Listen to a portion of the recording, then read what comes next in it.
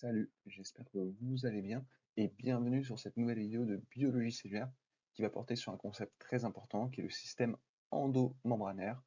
Donc vraiment, c'est un système c'est un chapitre qui est de synthèse, disons, qui va vraiment permettre de comprendre la vie de la cellule en entier, qui va relier donc la membrane plasmique à différents organelles, comme par exemple le réticulum endoplasmique ou encore les lysosomes, via des vésicules, donc des phénomènes d'exocytose, d'endocytose, donc très important car il va réguler la membrane extracellulaire, donc qui est vraiment l'interface d'échange, hein, comme j'ai déjà fait ma vidéo sur la membrane plasmique, et vraiment qui va avoir un rôle critique dans la régulation de la vie de la cellule. Aussi, avant de commencer cette vidéo, il y a près de 75% des personnes qui regardent mes vidéos qui ne sont pas forcément abonnées, alors que pourtant la chaîne cumule des milliers de vues. Donc vraiment, je t'invite à t'abonner, spécialement si tu prépares ta première année de santé-médecine, que tu es passionné de sciences, ou encore que tu es un curieux qui veut en connaître plus en sciences et médecine. Voilà. Petite remarque aussi sur le SEM, donc le système endomembranaire. Parfois, ce système, on dit qu'il est uniquement observé chez les eucaryotes, mais globalement, qu'est-ce que ça veut dire? Ça veut dire que c'est un système qui est quand même développé, qui est quand même évolué, et c'est pour cette raison qu'on le dit uniquement présent chez les eucaryotes. Et il faut retenir aussi quelque chose, c'est qu'il y a deux systèmes qui vont être en parallèle. Ça va être le système des vésicules et des cavéoles. Donc là, donc globalement, qu'est-ce que c'est le système endomembranaire? Donc, par l'étymologie, on peut voir que c'est un système de membrane qui est invaginé, endo-membranaire, dans la cellule. Et globalement, hein, il y a plus de 50% de la surface membranaire qui fait partie du SEM, pour seulement 20% du volume. Donc globalement, qu'est-ce que ça veut dire? Ça veut dire que majoritairement, les membranes de la cellule ne sont pas dans la membrane plasmique, mais sont dans le système endomembranaire, donc invaginé dans la cellule. Et le principal composant, justement, c'est le réticulum endoplasmique. Donc, comme son nom l'indique, le réticulum, c'est un ensemble contracté à l'intérieur de la cellule, et justement qui va être endoplasmique, hein, dans la cellule. Et son nom peut rappeler celui du SEM, hein. Réticulum endoplasmique et système endomembranaire, ça peut se ressembler. On peut facilement retenir que le réticulum endoplasmique est le principal compartiment du SEM. Ensuite, on a différents organelles, que ce soit l'appareil de Golgi, lysosome, endosome, enveloppe nucléaire, qui font partie du SEM. Par contre, attention, il y a quelques exceptions. Le noyau en entier ne fait pas partie du SEM, il n'y a que l'enveloppe nucléaire. Ça, c'est un bon piège de QCM. Les mitochondries et péroxysomes ne font pas non plus partie du SEM. Donc péroxysome, il ne faut pas le confondre avec lysosome. Les mitochondries, il faut juste retenir que vu que c'est un organelle qui est un peu à part, lié à l'endosymbiose, résultat, il ne fait pas vraiment partie du système endomembranaire. Ensuite, très important, entre ces différents compartiments, donc on va avoir du transport de vésicules, donc des vésicules qui vont se transporter, hein, ça va être des petites bulles, hein, entourées de lipides, hein, donc de membranes, qui vont transporter des éléments entre ces compartiments. Donc vésicule, transport vésiculaire, très important pour le système endomembranaire, associé aussi à un système de cavéole et de canalicules. Donc ça, c'est un système un peu plus rare, mais qui est très important de retenir. Il faut vraiment garder en tête qu'il existe deux systèmes dans le système endomembranaire, le système des vésicules et le système des cavéoles, quelque chose qu'on va aborder plus tard dans la vidéo. Et là, j'en profite, hein, tant que j'ai mis ces petites images.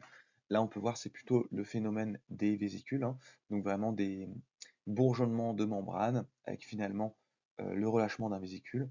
À l'inverse, quand on a des cavéosomes, c'est qu'on a déjà la membrane qui est pliée, qui va faire des petites caves, des petites cavités, euh, qui seront déjà présentes. Donc le bourgeonnement est différent en fait entre cavéole et vésicule. Et enfin, ce qui est très important de retenir, c'est que l'endocytose permet l'entrée dans le SEM et l'exocytose, la sortie donc, de la cellule. Et globalement, hein, endocytose, ça permet d'entrer dans le SEM, mais ça permet d'entrer dans la cellule, hein, tout simplement, du milieu extracellulaire vers la cellule, et l'exocytose inverse, vers la sortie de la cellule. Et ce qui est très important de retenir aussi, c'est que donc, ce SEM, c'est un réseau de cavités, mais qui va communiquer par des signaux d'adressage. Donc pour faire partie du SEM, il va falloir avoir des signaux bien particuliers. Aussi au niveau des cavités, hein, ces cavités elles ont deux propriétés, c'est qu'on va avoir une membrane, donc une interface, et une lumière.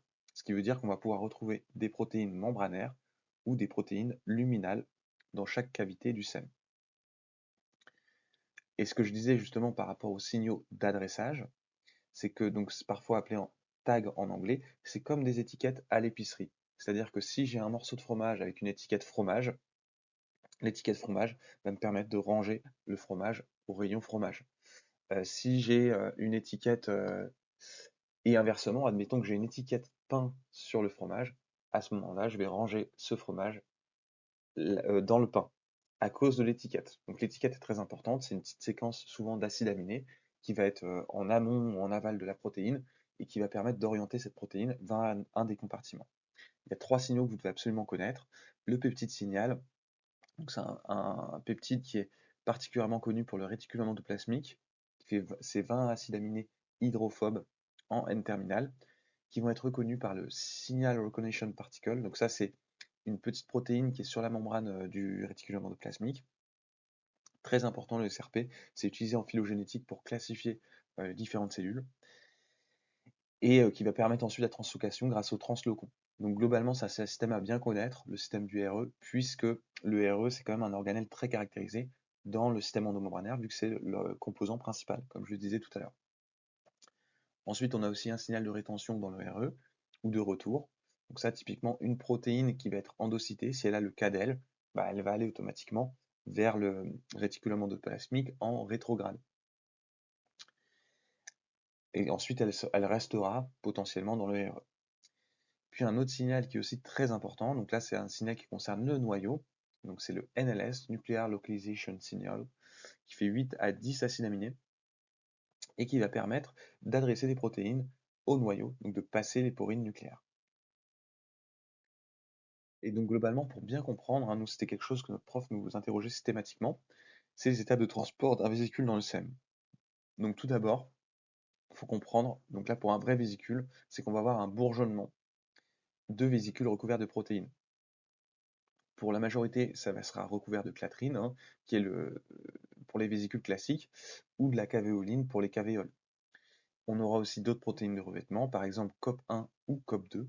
COP1 qui est un revêtement rétrograde, qui va permettre d'aller de l'appareil de Golgi vers le réticulum endoplasmique, donc en arrière, et inversement COP2 qui est antérograde, donc qui va permettre d'aller vers la membrane plasmique.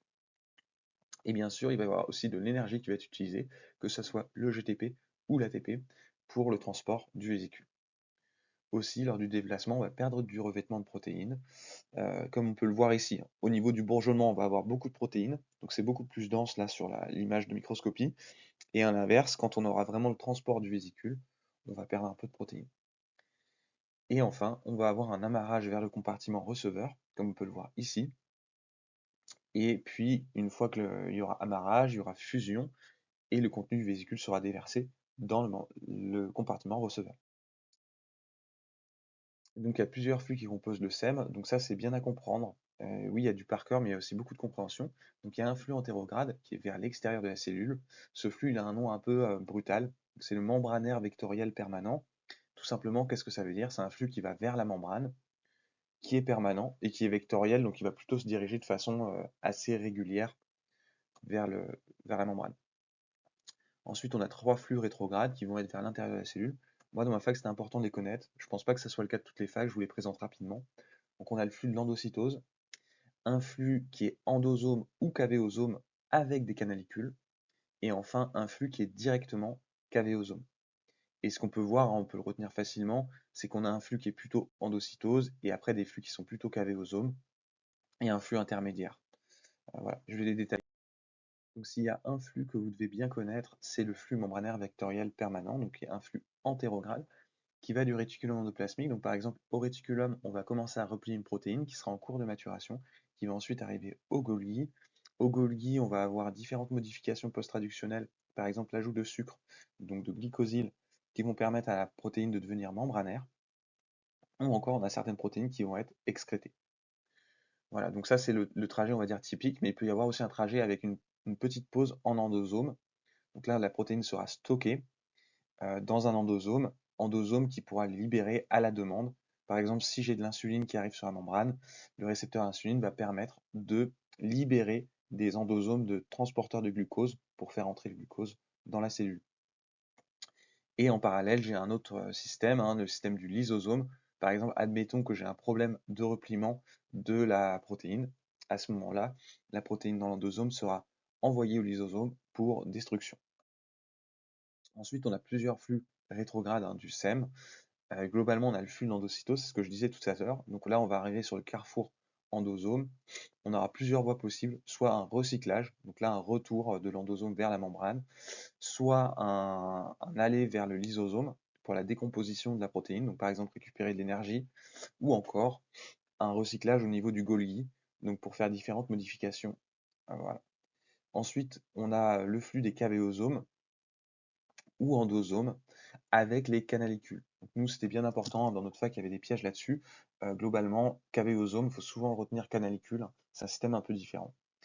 Et donc ce système, c'est ce que j'expliquais au début, hein, c'est avec des cavités sur la membrane qui ne sont pas exactement des vésicules et qui vont pouvoir finalement se diriger vers l'intérieur de la cellule, aller vers le Golgi, le RE. À noter que les cavéosomes, c'est souvent quelque chose qui peut être hacké par des bactéries ou virus. Et enfin, le dernier flux, le flux des cavéosomes direct vers le RE. Donc là, on a un cavéosome qui va directement vers le RE. Et ça encore, ça peut être utilisé par les bactéries ou les virus et contaminer, infecter les cellules. Et enfin, la chose que vous devez vraiment connaître, à part les flux, c'est vraiment les différents types d'endocytose. Donc ça à bien maîtriser parce que ça sera réutilisé dans pas mal de vos cours. Donc la phagocytose, c'est quoi? Ça vient du phago, qui en grec ou latin veut dire manger. Et donc, c'est l'ingestion de particules micrométriques.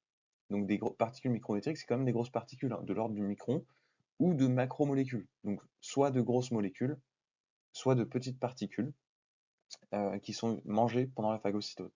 Ensuite, on a la pinocytose. Donc là, c'est des ingestions de très petites molécules, donc des solutés, par exemple des sels, NaCl, etc. Et ça vient du latin, du grec pino, qui veut dire boire. Ensuite, on a l'endocytose médiée par des récepteurs. La plus fréquente, c'est celle qui utilise la clatrine, avec la dynamine, avec aussi les adaptines, différentes molécules. Donc, très important, c'est une des plus communes, donc vraiment à maîtriser avec la clatrine. Et ensuite, on a via les cavéolines, donc je vous en parle depuis le début de cette petite vidéo. Ce qui est très important de retenir avec les cavéolines, c'est que là, il va y avoir formation de cavéosone, mais qu'on n'utilise pas de clatrine. Donc ça, c'est vraiment ce qui change. Mais par contre, il y aura des canalicules qui vont être utilisés. Donc c'est vraiment des petits canaux différents. Et surtout, ça va être utilisé par les virus comme SV40, donc ça c'est un virus du singe, je crois, ou encore les bactéries. Voilà, j'en ai fini avec cette vidéo pour aujourd'hui.